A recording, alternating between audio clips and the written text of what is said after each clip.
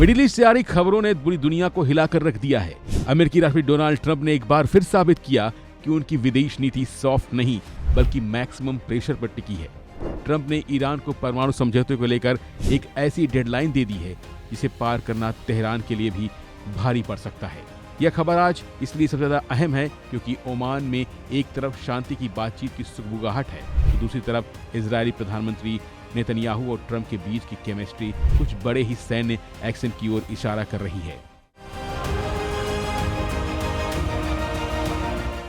Donald Trump ने साफ कर दिया कि ईरान के पास बहुत कम वक्त है। वॉशिंगटन से आई ताजा रिपोर्ट के मुताबिक ट्रंप ने ईरान को अपनी परमाणु गतिविधियों को तुरंत रोकने और एक नई डील पर साइन करने का अल्टीमेटम दे दिया है।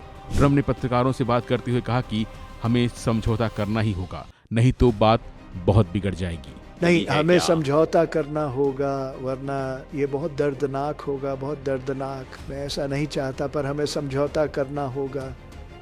वहाँ ऐसा यार उन्हें पहली बार में ही समझौता कर लेना चाहिए था और उन्हें बदले में मिडनाइट हैमर मिला और यह ईरान के लिए बहुत दर्दनाक होगा अगर वे समझौता नहीं करते हैं।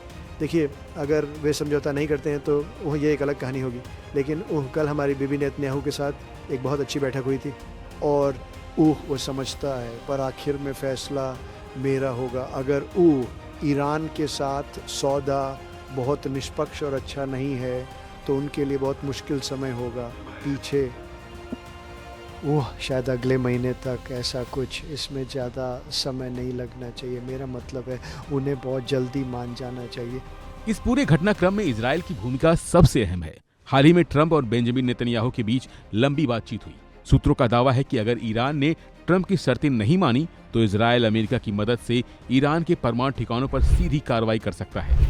उधर ओमान, जो हमेशा से अमेरिका और ईरान के बीच ब्रिज का काम करता रहा है, वहां भी हलचल तेज है। वहां पर्दे के पीछे एक ऐसी डील पर चर्चा हो रही है जो या तो शांति लाएगी या फिर युद्ध का ऐलान बनेगी। लेकिन सवाल क्रूड ऑयल और ग्लोबल इकोनॉमी का भी है। अगर ईरान और अमेरिका के बीच तनाव बढ़ा तो पूरी दुनिया में तेल की कीमतें आसमान छू सकती हैं। ट्रंप जानते हैं कि उन पर घरेलू दबाव भी है, लेकिन उनकी अमेरिकन फर्स्ट नीति में ईरान का परमाणु मुक्त होना सबसे ऊपर है। ईरान ने फिलहाल कड़ा रुख अपनाया है, लेकिन उसकी चरमराती अर्थव्यवस्था उसे बातचीत की मेज पर आने के लिए मजबूर कर सकती है। कुल मिलाकर मिडिल ईस्ट इस वक्त बारूद के ढेर पर बैठा है और ट्रंप ने माचिस की तीली जला दी है। दुनिया शांति की उम्मीद कर रही है, लेकिन इतिहास गवाह है कि जब जब ईरान और ट्रंप आमने सामने आए हैं तब हवाओं में बारूद की गंध भरी है। क्या कूटनीति जीतेगी या मिसाइलें बोलेंगी, फैसला तेहरान को करना है। फिलहाल के लिए बस इतना ही। बाकी अपडेट लिए बने रहिए वन इंडिया हिंदी के साथ। Subscribe to One India and never miss an update. Download the One India app now.